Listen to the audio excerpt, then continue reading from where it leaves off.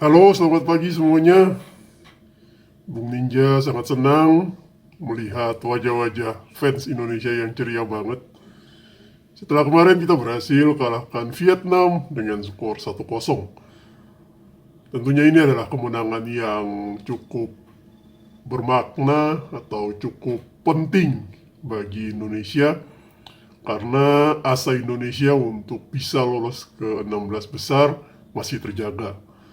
Saat ini kalau kita lihat dari poin-poin yang telah dikumpulkan bahwa Indonesia masih masuk dalam posisi 3 terbaik dan di laga terakhir nanti kita masih punya peluang jika kita menang atau kita seri ketika melawan Jepang.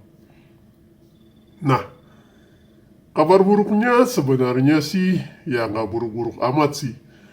Cuma kekalahan Jepang membuat Indonesia memang harus berjuang ekstra keras ya di laga terakhir nanti.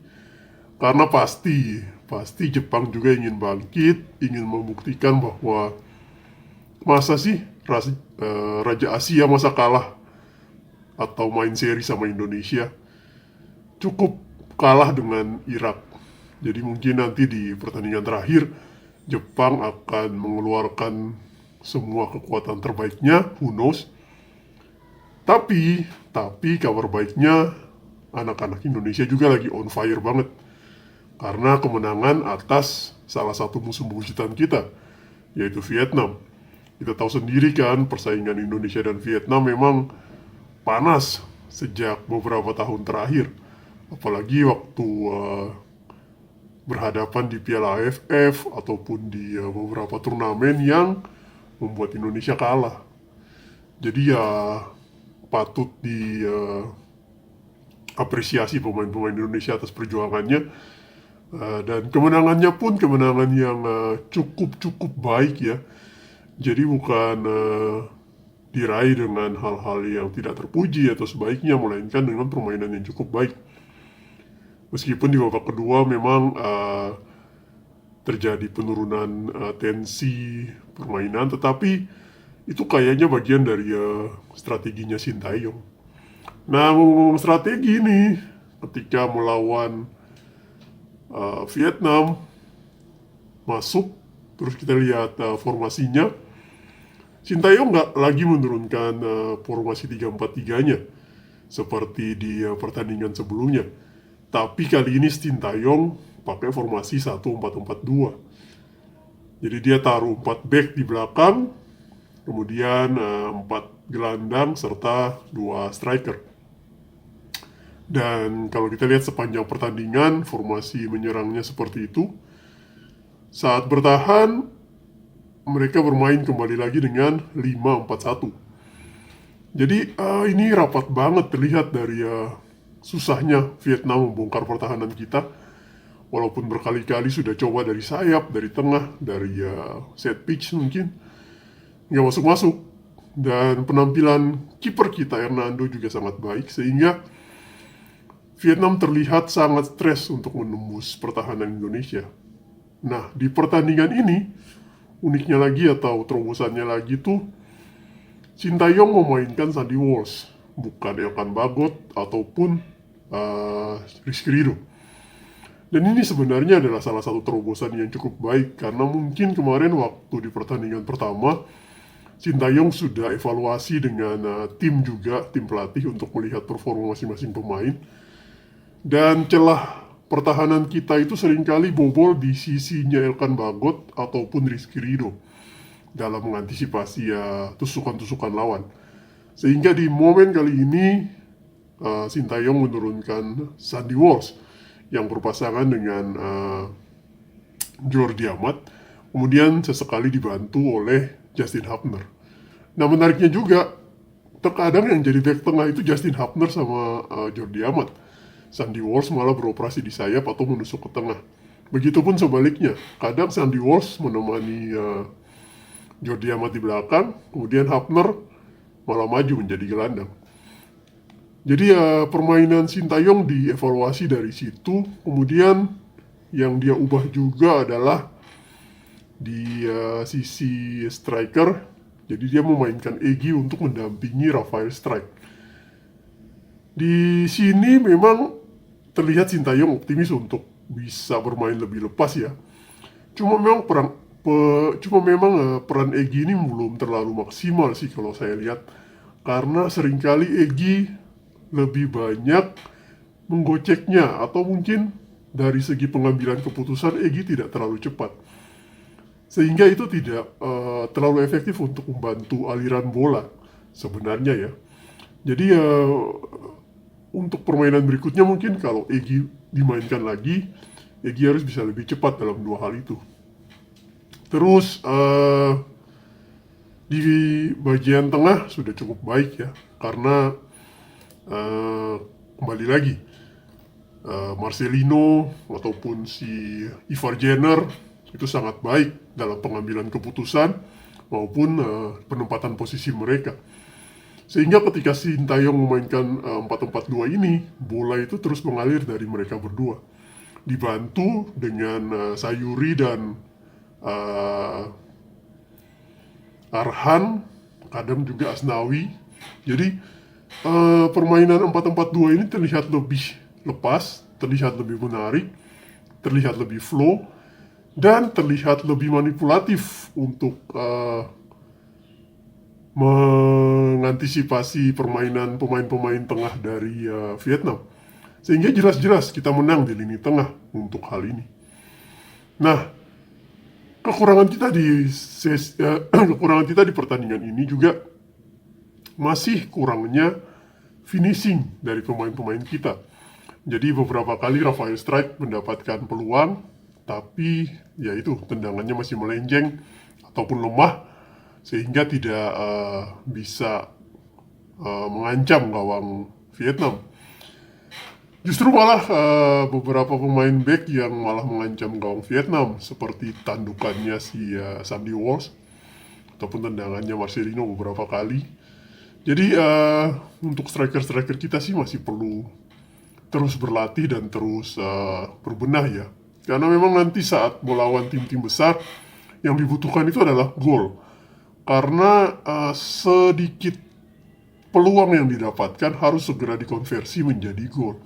Dan untuk mendapatkan peluang-peluang itu aja sudah susah, apalagi untuk mencetak gol. Jadi ya harus benar-benar punya mental dan punya finishing yang baik, sehingga ketika kita mendapatkan peluang sekecil apapun, itu harus dikonversikan jadi gol. Kemudian untuk masalah golnya sendiri, di sini kami apresiasi sangat tinggi bagi Asnawi, karena ini pressure-nya sangat tinggi. Awalnya yang dipegang bola untuk menendang itu adalah Rafael Strike. Tetapi kemudian kita lihat ada beberapa adegan di mana Sintayong meminta Asnawi untuk mengambil tendangan tersebut. Dan di konferensi pers setelah pertandingan pun Sintayong mengakui bahwa dia melihat bahwa Asnawi memiliki mental yang lebih baik ketimbang yang lainnya. Sehingga di momen itu dia meminta Asnawi untuk mengeksekusinya. Dan benar saja itu terjadi. Ketika dieksekusi, Asnawi sangat tenang, mungkin terlihat sedikit gugup, tetapi ketika dia menendang dan ketika dia mengeksekusi bola tersebut, dia sangat tenang. Jadi ya bola pun masuk dengan sangat baik, kiper nggak bisa menebak arah bola tersebut, gol. Dan ini adalah sebuah pencapaian yang sangat baik. Jadi dari segi formasi, dari segi mental pemain, dari segi cara bermain, Indonesia sudah sangat baik. Di babak kedua, Indonesia sedikit menurunkan tempo permainan, yang saya yakin ini adalah bagian dari taktik STY juga. Jadi pemain-pemain juga agar tidak terlalu kecapean, tidak terlalu ngotot lagi, karena memang yang dibutuhkan hanya 1 gol, 2 gol untuk kita menangkan pertandingan ini. Bukan kita harus menang 3-0 atau 4-0. Meskipun memang sebagai fans kadang kita deg-degan ya, ini kok masih 1 gol aja, jangan-jangan nanti kalau Vietnam samakan kedudukan kita kecewa lagi. Tapi ya itu adalah bagian dari taktik STY, yang paling tahu adalah STY. Sehingga di babak kedua memang agak diturunkan temponya mungkin. Nah kemudian untuk beberapa momen juga di babak kedua masih terjadi pemain-pemain kita yang pura-pura jatuh, disikut sedikit, ditendang sedikit, dia gitu-gitulah bagian dari drama. Memang ini juga bagian dari taktik. Tapi untuk taktik-taktik yang seperti ini sebenarnya harusnya ditinggalkan aja sih. Udah terlalu primitif kalau kita pakai cara-cara kayak gini. Yang kita ingin capai itu adalah Piala Dunia. Dan di Piala Dunia nanti harusnya kita pakai taktik-taktik yang lebih profesional. Tunjukkan permainan yang lebih menarik. Tunjukkan fighting spirit yang benar. Cara main 1-2 sentuhan, lari, cetak gol, finishing yang baik. Profesionalisme dan menghargai lawan. Atau fair play. Jadi, ayolah pemain-pemain, tolonglah. Ngelur-ngelur waktu pun sekarang tambahan waktu sudah sampai 10 menit, 12 menit. Jadi percuma kalian lakukan yang namanya ulur-ulur waktu guling-guling ala Neymar atau apalah jatuh-jatuh kayak gitu. Kami harapkan sih pemain menyadari hal ini. So far, so good. Kami fans sangat-sangat puas dengan permainan timnas. Kami ingin timnas melaju terus sampai ke babak 16 besar saat melawan Jepang nanti. Nah, ini dia. Raja terakhir, tapi kami tak pernah menyerah duluan. Mungkin semangat perjuangan tempo dulu ya. Saat Jepang datang menjajah kita dengan segala perlengkapannya lebih komplit, pejuang-pejuang kita aja yang nggak punya apa-apa, nggak pernah menyerah. Nah, besok ini kejadiannya gambarannya hampir sama. Kita tim 147 dunia, lawan Jepang yang punya segalanya dan tim 20 besar dunia. Tapi ingat, semangat juang adalah satu-satunya senjata yang bisa kita gunakan untuk menghancurkan mereka. Saya yakin STY sudah punya formasi yang paling pas buat besok. Dan saya yakin juga akan ada kejutan. Bagaimana dengan teman-teman? Kalau besok, saya sangat yakin paling nggak, ada satu gol yang bisa Indonesia buat. Lihat ya besok. Ada satu gol yang tercipta yang akan buat kita semua happy. Untuk resultnya, saya nggak tahu. Entah nanti Indonesia menang atau Indonesia draw. Semoga bisa tercapai itu. Jadi kita semua doakan, kita semua ingin hasil yang terbaik buat Indonesia. Dan yang terpenting, jangan pernah hujat pemain, jangan pernah hujat pelatih.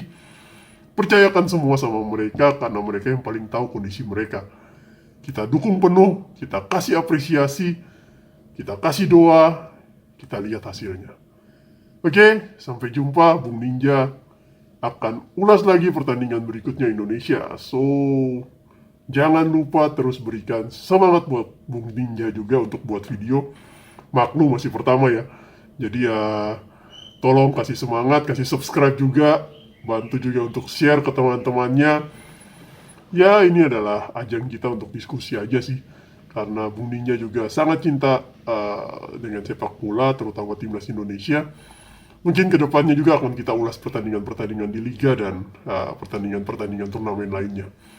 Jadi terima kasih. Tetap jaga kesehatan, tetap cinta sepak bola. Bye.